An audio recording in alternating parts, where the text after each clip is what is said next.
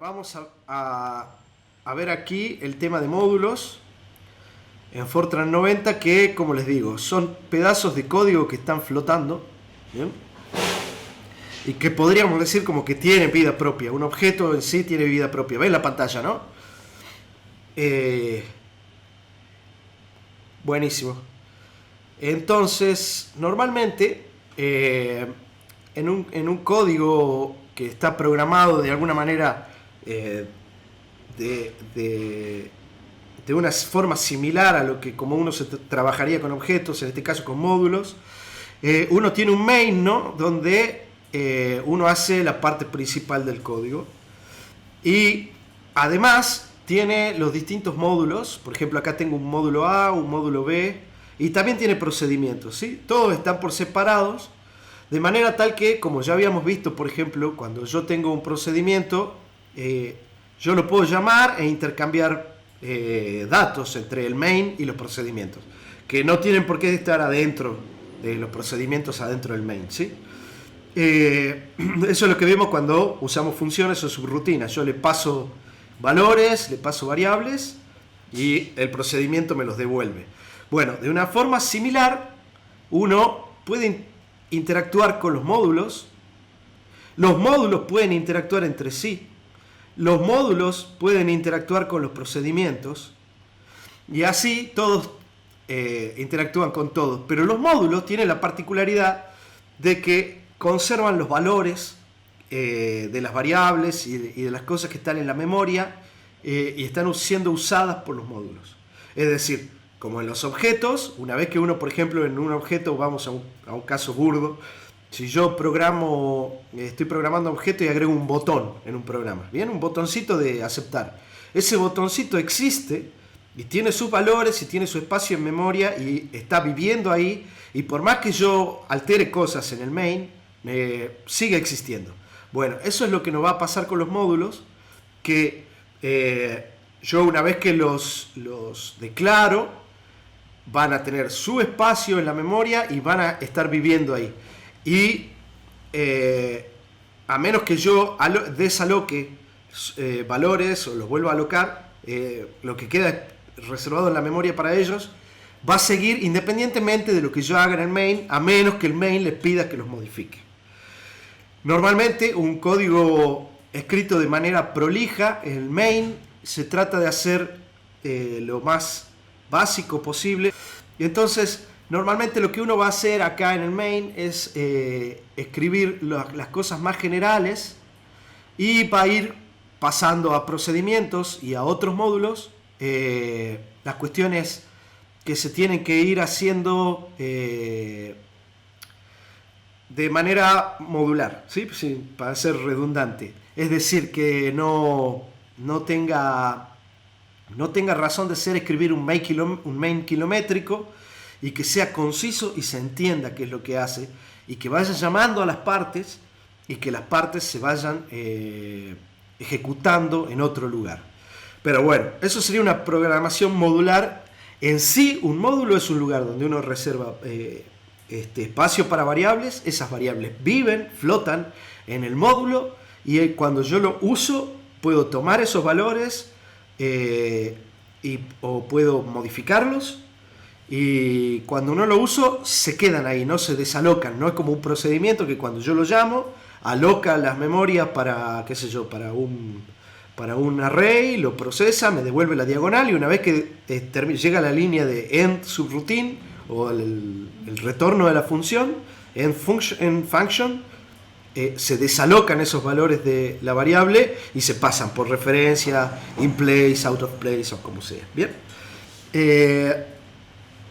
Entonces, que quede claro el concepto de módulo. Módulo es un bloque que vive en su lugar, que tiene su memoria alocada, que va a tener variables que pueden ser de puro y uso exclusivo dentro del módulo, que no se compartan con nada, o pueden haber variables que todos los que usen el módulo, todos los que estén utilizando ese módulo e interactuando, todas las partes del código, también puedan compartir esas variables. Eso se va haciendo a medida que uno tiene la distinta necesidad. Bien, vamos a ver cómo uno construye un módulo En general, lo más genérico que pude encontrar sería esto, donde uno escribe módule y pone el nombre. Ahí uno declara variables y constantes. Después viene contains. Contains, esto también lo podía poner en el main. Eso me lo pasé por alto porque no quería mezclar tanto. Pero este contains me sirve para poner procedimientos. Bien.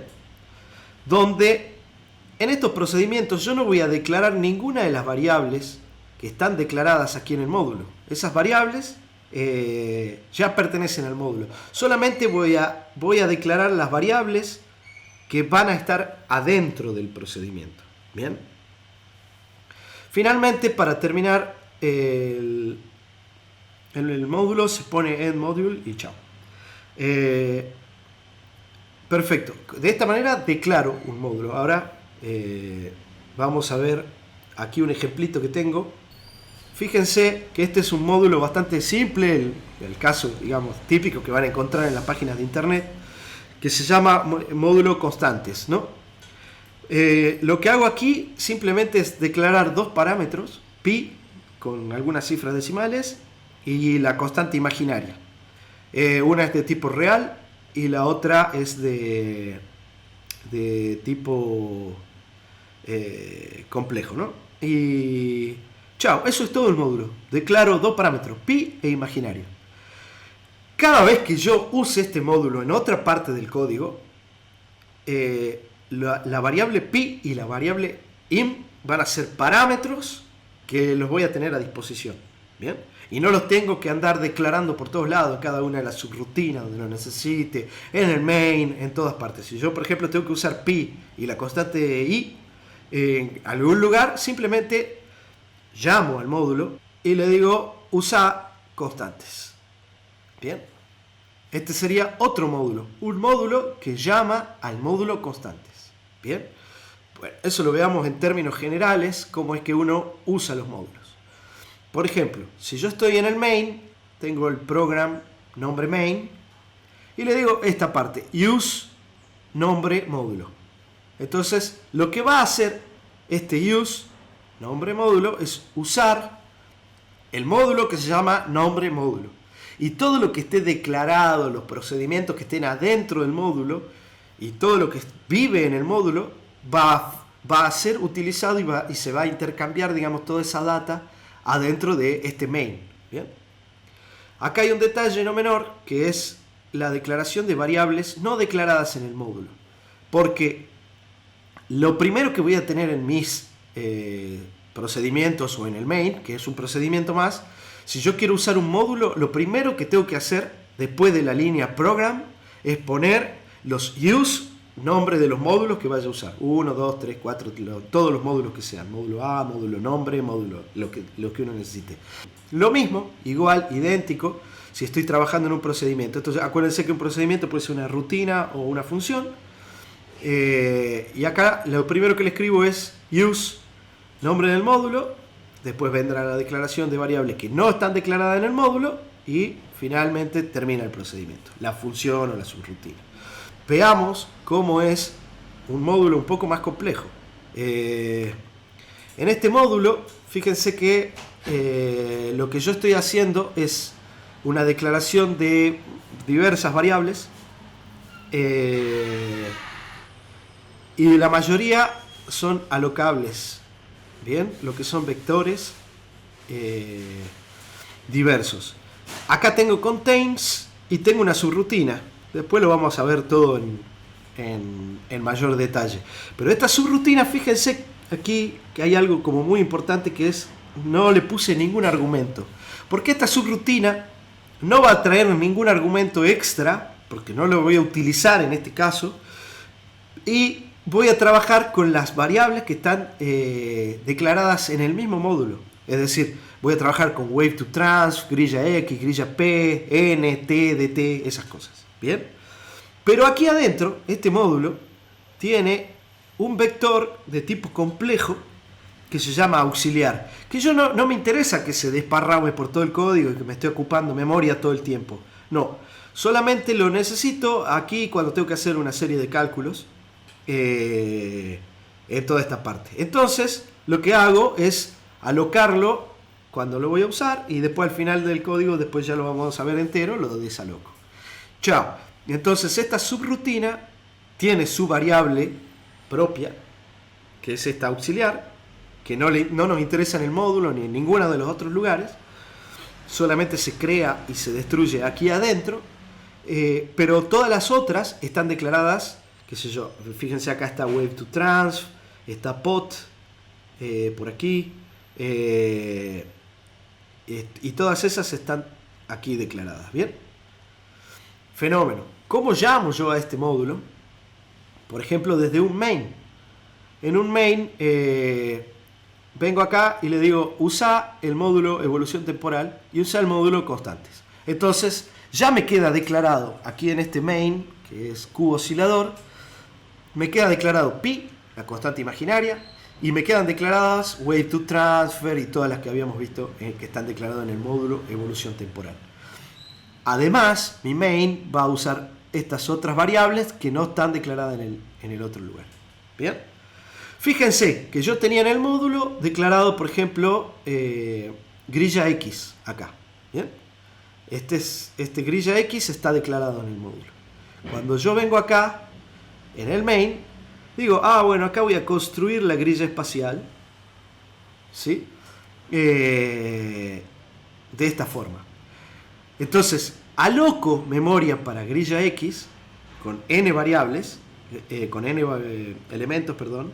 Entonces acá, cuando la aloco, recién se reserva el espacio de la memoria. Después lo lleno de valores, pero esta, grilla X, vive en el módulo. Es decir, cuando yo, por ejemplo, en el main vaya y haga otra cosa, los valores de grilla X están adentro del módulo. Y cuando yo, por ejemplo, si quisiera usar una subrutina que llame a que use grilla X, podría o uno pasarlo por referencia y luego devolver los valores, o adentro de la subrutina decir usa el módulo evolución temporal, es decir, ponerle use evolución temporal y que me llame y que ya directamente me escriba y me opere sobre grilla X, o que lo use, lo lea, lo que tenga que ser. El programa que vamos a ver hoy, lo que vamos a trabajar hoy de alguna manera, va a ser, como les decía, la evolución de la ecuación de Schrödinger. Para eso estuvieron trabajando con los vectorcitos y estuvieron viendo funcioncitas que eran los estados del oscilador armónico. En general, y estuvieron viendo la transformada de Fourier. Porque aquí les voy a contar un poquitito cómo se hace una evolución temporal. Tenemos Diego es un experto. Tenemos a Judith, que estuvo trabajando con esto, con series de Dyson y otras cosas. Les voy a contar, a grosso modo, cómo es que se hace una evolución temporal y cómo es que se hace con un operador que se utiliza muchísimo en la parte computacional, ¿bien? No en la parte analítica. La parte analítica esto mucho sentido no tiene. Este método se llama Split Operator Method, que es agarrar al operador de evolución temporal y partirlo en distintas partes. No voy a hacer demostraciones ni nada, olvídense, les voy a ir mostrando, vamos a ver el resultado nada más. Este Split Operator Method lo que hace es aprovechar la forma en la que se puede dividir un hamiltoniano. En este caso yo voy a plantear que voy a tener, para mi sistema cuántico, voy a tener un hamiltoniano que tiene la forma esta, ¿no? De la energía cinética y un potencial, que puede depender del tiempo o no. Y lo que yo voy a tratar de hacer es, si yo conozco la función de onda en el tiempo t0, ¿cuánto vale en un diferencial de tiempo posterior? Bien, en t0 más dt. Para hacer esto, lo que uno usa es este operador que se llama operador de evolución temporal. Como les digo, Judith ya es una experta en esto, que me lleva, este operador de evolución temporal me lleva desde t0, fíjense, hasta t0 más diferencial de t. Bien. Bueno, en líneas generales y sin entrar en toda la cuestión de cómo conmuta el operador entre sí y todo eso, Esto sería una notación pura y exclusivamente, bien, cuando por ejemplo el hamiltoniano no depende del tiempo, en la evolución temporal se escribe como una e a la menos i h diferencial de t. Eso sale de integrar la ecuación de Schrödinger en el tiempo. Muy bien, cuando h ya depende de t, esto es todo mucho más complicado, y una de las formas en la que se lo puede aproximar es como está escrito aquí a la derecha, donde uno va a tener primero una evolución de medio paso temporal utilizando el potencial B. Luego una evolución libre que solamente tiene el p cuadrado sobre 2m, es decir, la energía cinética, en un paso t, diferencial de t completo. Bien, acá es la mitad del tiempo, a ver si tengo colorcito. Aquí hace un paso, que es un medio paso, bien, temporal, es de t sobre 2. Aquí luego hace una evolución libre en diferencial de t y luego vuelvo a tener otro medio paso en la evolución con el potencial, bien, con la interacción. Esto es equivalente a hacer la evolución temporal completa, ¿sí? Se puede demostrar, hay en páginas en internet incluso bastante peor. Recuérdense que el momento con las coordenadas no conmutan, por eso precisamente se puede hacer todo este desarrollo. Y hay algo que acá no les anoté, pero en la representación de coordenadas, ¿sí?, el momento es menos h sobre i por la derivada respecto de x, ¿no? En este caso, en todo, estoy usando que h es igual a 1, ¿bien? Esto es usando las unidades naturales, digamos, las unidades atómicas que le llaman. Pero esto es una derivada, entonces acá cuando dice p cuadrado sobre 2m voy a tener una derivada segunda respecto de x dos veces. Acuérdense que los operadores es aplicar primero una vez y aplicar otra vez, eso significa el p cuadrado, ¿no? Y además tengo que eso está en una exponencial, es decir, que es todo un lío. Porque la exponencial voy a tener que hacer el desarrollo en serie y sacar la serie para p cuadrado sobre 2m, es decir, ir tomando primero el término en el que vale 1, después el término en el que vale derivada segunda, después el término derivada cuarta, derivada sexta, y así hasta infinito. Muy bien. Eso se puede hacer mucho más fácil si uno cambia de coordenadas, cambia de representación. Acuérdense que uno tiene la representación del espacio, la representación de los momentos, la representación de la energía, la representación de cualquiera de todas ellas. En este caso, lo que vamos a trabajar es la representación de posiciones y de momentos, porque aquí tengo que B, acuérdense, depende de X, y después tengo P cuadrado sobre 2M en momentos. ¿Cómo se pasaba? Esto charlábamos con Eduardo más temprano, que él no se acordaba. Voy a escribir aquí al costadito, si me permiten. Yo si tengo una función de onda que depende de la posición, yo la puedo llevar a la representación de momentos, ¿sí? Esta función en el espacio de los momentos, a ver si alguien me dicta, se obtiene haciendo la transformada de Fourier. Creo que acá hay una normalización, era un 2pi a la 1 medio me parece, por la integral desde menos infinito hasta más infinito del diferencial de x por e a la menos i p por x por la phi de x. Es decir, esto es la transformada de Fourier. Bien, yo voy a tener la función de onda en el espacio de los momentos, la voy a sacar a partir de la transformada de Fourier de la función de onda en el espacio de las coordenadas. Bien, con esto saco la función en el espacio de los momentos. Ahora bien, si yo tengo una función en el espacio de momentos, ya este operador de evolución temporal que tenemos aquí, bien, este pasa a valer e a la menos i p cuadrado sobre 2, donde p es la variable. Si yo tengo una función de p, ya en esa representación el p cuadrado sobre 2m no es una derivada segunda, es simplemente multiplicar este número complejo por la función en el espacio de los momentos. Bien. Entonces, por ejemplo, ¿cómo sería el esquema en el que uno hace una evolución temporal? Sería, yo tengo mi función phi de x, aquí, abajo, ¿no? A eso le aplico el u de x primero, manteniendo la misma, estando en la misma representación. Ahora, a todo eso lo transformo, le saco la transformada de Fourier, esta f significa transformada de Fourier, lo multiplico por up, ¿bien? A todo eso le aplico la transformación inversa, lo multiplico por ux y listo. Ya tengo la función que evolucionó un paso temporal diferencial de t. Ahora, en breve, es un código que lo que hace es aquí lo que les voy a mostrar. Agarra un paquete gaussiano, que un paquete gaussiano tiene esta pinta, aquí arriba.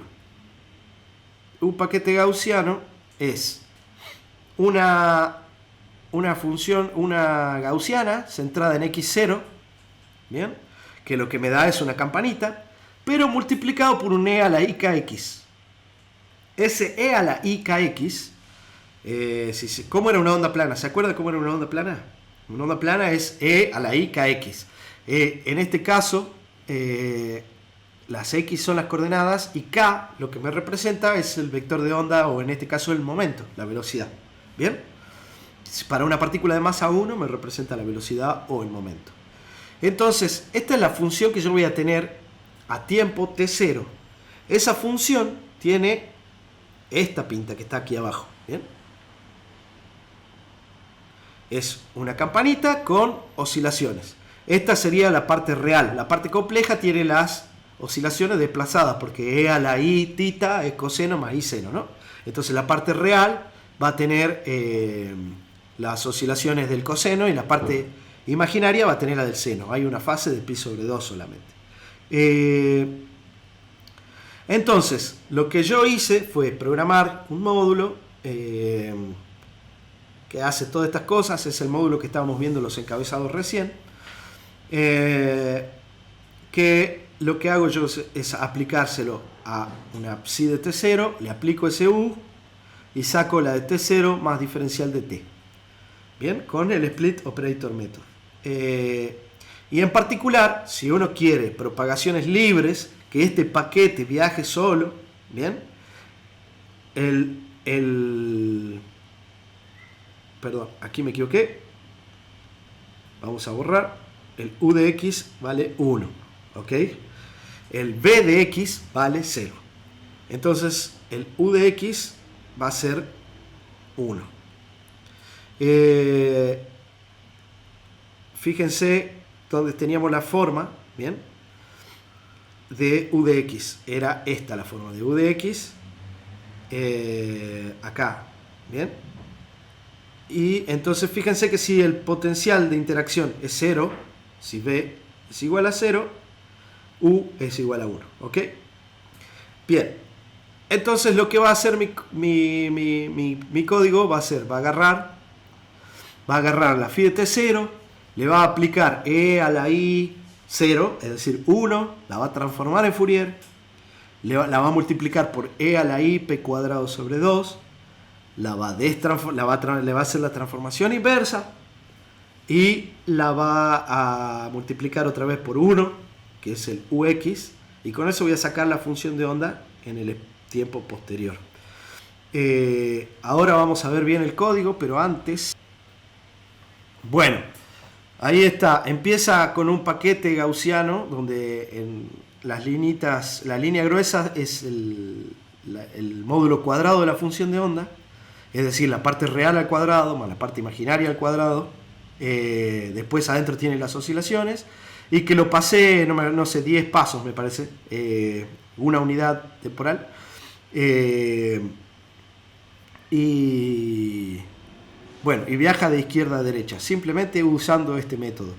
Bueno, cuando ustedes lo corran, tendrían que ser capaces de reproducir esto. Vamos a ver el código entonces, y así ya terminamos esta parte y pueden pasar a trabajar ustedes. A ver, compartir, vamos de vuelta. Ventana de la app, acá. Bueno, Fíjense, vamos a ver, primero veamos el main, qué es lo que hace, así en líneas generales, y luego vemos el módulo que hace toda la parte de adentro, ¿bien? Si les parece.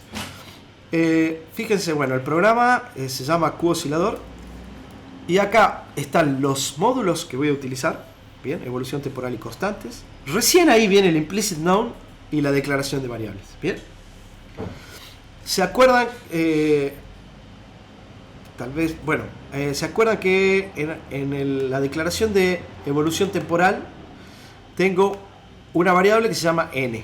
Bueno, n le voy a dar un valor que lo voy a necesitar. Luego aquí voy a tener ciertos parámetros para armar la grilla radial, como ya lo habían visto ustedes, A, B, el punto medio, cuánto vale el momento, y lo que hago aquí es alocar en grilla X y en grilla P, reservo espacio de memoria. Hago el cálculo de grilla X, ¿bien? Que sería la grilla espacial. Hago el cálculo de la grilla P, lo que hicieron los deberes, sabrán que lo que les había dicho, ¿no? Primero, la primera mitad va a tener los valores crecientes, porque cuando hago una transformada de Fourier, mi código de la FFT me devuelve primero las frecuencias positivas hasta la mitad, más 1, justo el más 1 está el de transición, y luego vienen las frecuencias negativas. En este caso, la transformada de Fourier de las posiciones me da momento, por eso usé el nombre P, y entonces construyo la grilla P de esa manera, porque cuando yo haga la transformada de Fourier y lo multiplique por P cuadrado, le tengo que pasar los valores correctos. No puedo multiplicar cualquier cosa con cualquier cosa. Si yo a mi función la tengo partida, que la primera mitad correspondía a los P positivos y la segunda mitad correspondía a los P negativos, tengo que armar la grilla en P de esa manera, en la que primero los positivos, luego los negativos, para poder hacer el producto con la función como corresponde, ¿no?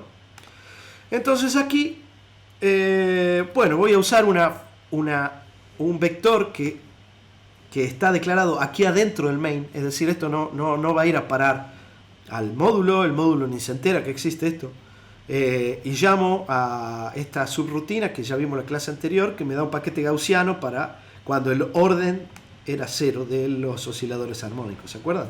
Bien. Una vez que tengo eso, voy a alocar esta wave to transfer.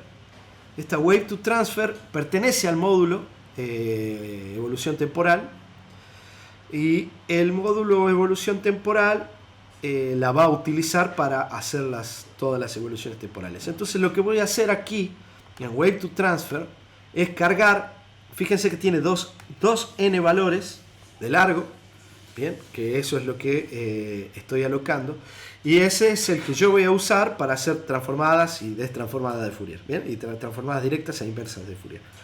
Entonces voy a setear en él el valor inicial de la función, que es wave, que me da la gaussiana, bien, normalizada. Si es que vieron el código, había un error en la normalización, espero que lo hayan corregido. Y luego voy a tener las oscilaciones, E a la I, K, grilla. K vale 5, el momento, y esto es K por X, 5 por todo el vector correspondiente a la grilla, bien, que son 1024 puntos que van desde menos 10 hasta 10. ¿Ok? Hasta ahí estamos, ¿no? Tengo entonces la función inicial, antes de que se empiece a propagar en el tiempo. Lo guardo en un archivo, el archivo 00, función x00. Y aquí, esto va a servir para lo que ustedes tienen que hacer. Como podría necesitar imprimir el potencial, lo voy a alocar aquí en el main. Acuérdense que esto yo lo podría haber alocado en cualquier lugar que comparta el módulo, pero lo voy a alocar en el main a potencial n, por si necesitara imprimirlo o alguna cosa por el estilo. Y aquí viene la parte de propagaciones temporales. Voy a llamar a este procedimiento evolución a un paso. Bien, que fíjense no tiene argumentos, pero este evolución a un paso está adentro del módulo evolución temporal. Y lo que hace es agarrarme wave to transfer y hacerlo al estado inicial, lo avanza un pasito dt, que acá está cargado dt. Bien. Luego de eso incremento el contador en el tiempo y escribo en un archivo la grilla x y la función de onda, la parte real y la parte imaginaria, a tiempo t0 más dt, en este caso dt. Lo hago, si se fijan ahora, wave to transfer tiene la función de onda en el tiempo posterior, ¿no? En t0 más dt. Y entonces esto adentro de un bucle, ya wave to transfer tiene un nuevo valor. Cuando vuelvo a llamar acá, evoluciona un paso, wave to transfer tiene el valor a un tiempo posterior, pero pasa a ser el tiempo inicial para el que sigue, y así lo hago de manera iterativa. Vamos a ver entonces el módulo que hace esto. En el módulo de evolución temporal, lo que hago es usar ese módulo constantes, ¿sí? Que el módulo constante, acuérdense, tenía pi y la unidad imaginaria, ¿no? I. Bueno, uso las constantes porque ya las escribo una sola vez y chau, ya se acabó. Es mucho más fácil que andar copiándola y pegándola por todas partes. Y acá están alocadas n, el tiempo y el paso temporal están declaradas, perdón. Y para ser alocadas, wave to transfer, grilla x, grilla p y potencial. Se da cuenta que en el main fue que las aloqué. Yo las podría haber alocado, qué sé yo, en otro lugar. Pero bueno, en el main fue que necesité, porque ahí dije, quiero hacer una grilla de 1024 puntos, y entonces simplemente las aloco y listo. Eso en Fortran 77 uno tenía que agarrar y desparramar por todo el código, construir vectores estáticos. Acá yo en un solo lugar hago la alocación y ya por todos lados donde se esté usando este módulo va a tomar esas dimensiones y va a ir tomando los valores que yo le vaya asignando. Si distintas partes del código le van asignando nuevos valores, en el módulo va a ir tomando los distintos valores nuevos. En este caso, la subrutina evoluciona un paso, ¿bien? Entra sin argumentos, porque no necesito pasarle el argumento, porque voy a usar wave to transfer, grilla x y grilla p y potencial como argumentos. Lo que hago es usar aquí un vector auxiliar que va a tener n, ¿bien? Lo aloco con n, que n se lo di en el main, acuérdense. Es decir, si yo hubiese querido usar, tengo una computadora súper rápida y quería usar hiperprecisión y le quería poner n igual a 10.000, bueno, una potencia de 2 que esté cerca de 10.000, se la ponía y listo, esto funciona igual. Bueno, aloco eso, llamo a mi subrutina potencial, bien, que esa está aquí abajo, vamos a tomarnos un minuto para verla. Mi subrutina potencial lo que hace es agarrar el pot, bien, el vector pot, que yo lo aloqué allá en el main, ¿se acuerdan? Y le pone a todos los valores 0. Su deber, su tarea va a ser aquí cambiar pot por una F0 por el seno de un omega t, bien, por x, ¿sí? Acá se llama grilla x. Ese va a ser el deber que van a tener que hacer ustedes. Entonces, una vez que tengo lleno el potencial, puedo hacer la propagación siguiendo los pasos del Split Operator Method. Lo que hago es, en esta función auxiliar, agarro y simplemente defino todo en complejo porque es más fácil. Estuve horas peleándome haciendo los productos mal hechos de la parte real con la parte imaginaria y no tenía sentido, era más fácil usar una variable compleja. Por eso Fortran, aparte tiene un manejo de variable compleja fabuloso el Fortran. Entonces lo que hago es construir la función a tiempo, la función que está guardada en wave to trans, la primera vez que se usa la función inicial, agarro la parte real más i por la parte imaginaria y eso lo pongo en auxiliar. A eso lo multiplico por e a la menos i potencial por el diferencial, el paso temporal sobre 2. Bien, eso es e a la menos i potencial por dt sobre 2. Potencial valía 0, entonces esto va a ser un 1. Pero esto ya es general y les sirve para cuando ustedes varíen la función, la grilla del potencial. Bueno, Finalmente, a toda esa auxiliar le saco la parte real y la vuelvo a meter aquí en Wave to Transfer, y la parte imaginaria la vuelvo a meter aquí en Wave to Transfer. Entonces ya tengo Wave to Transfer multiplicado por E a la menos I potencial por dt sobre 2. Bien, es decir, hice el medio paso de evolución temporal en la representación de las coordenadas. Ahora, Wave to Transfer ya está escrita de manera tal que los valores, los elementos impares tienen la parte real y los elementos pares tienen la parte imaginaria. Acá, fíjense, puedo llamar a mi subrutina de la FFT que yo les pasé en la clase anterior y le digo que haga la transformación directa, por eso este menos 1. Bien, le paso el n porque eso me lo pide y me hace in place, me devuelve aquí la transformada de Fourier. ¿Cómo me devuelve la transformada de Fourier? Primero los valores de momentos positivos, seguido de los valores de momentos negativos. Acuérdense que el 1 corresponde al momento 0. Acá hay una pequeña normalización. Si ustedes trabajaron se van a dar cuenta de esta normalización cuando vean lo de la clase pasada. Y entonces lo que yo tengo que hacer ahora en esta Wave to Transfer es mi función en el espacio de los momentos. Lo que tengo que hacer para hacer el paso temporal, para hacer la evolución libre de un paso temporal, lo que tengo que hacer es multiplicarlo por P, que se llamaba grilla P, se acuerdan que yo la había calculado, al cuadrado sobre 2 por dt. Bien, entonces le hago la misma historia, multiplico aquí, multiplico por E a la menos I grilla, o por menos I a la I P cuadrado sobre 2 por dt. Acuérdense que grilla P, nuevamente se lo voy a repetir porque acá es donde uno se mete la pata y puede estar días y días y días. Grilla P tiene en el elemento 1 el P igual a 0, en el elemento n sobre 2 tiene el n sobre 2 más 1, tiene el momento más grande posible, y en n sobre 2 más 2 hasta n tiene todos los negativos. Bien, si uno no la arma así, no se propaga la función de onda y dan electrocardiograma o se quedan quietas o les pasan cosas estrafalarias. Tiene que ser súper cuidadoso. Nuevamente, entonces, una vez que ya tengo toda esta operación con variables complejas, le saco la parte real y la parte imaginaria y la pongo aquí en Wave to Transfer. ¿Bien?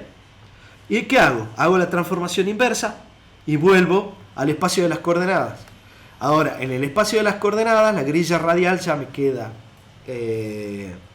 ordenada, bien, porque los momentos no lo que me daba me vuelve a hacer otro swap, ¿no? Otro intercambio de la parte positiva y negativa, ahora me la vuelve a invertir, entonces la primera mitad del vector queda en orden con la segunda mitad del vector quedan en orden porque fue una transformación de otra transformación. Va una normalización y lo vuelvo a multiplicar por acá. Acá hago una vez que la tengo en el espacio de coordenadas y normalizada como corresponde, hago el medio paso extra, ¿sí? En el espacio de coordenadas, donde acá voy a tener E a la menos I potencial sobre 2 y listo, lo pongo Wave to Transfer y ya está, hice un paso.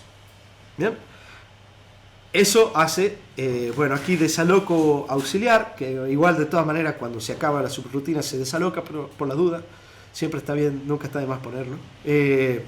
Entonces eso es lo que hace esta subrutina que evoluciona un pasito. Volvamos a ver el main para que ahora que ya vimos el módulo cómo funciona quede más claro.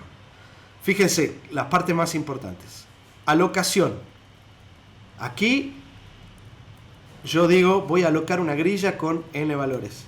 Bien, n lo definí más arriba, es decir, mi módulo, a partir de que yo digo n igual a 1024, en mi módulo n pasa a tomar el valor 1024.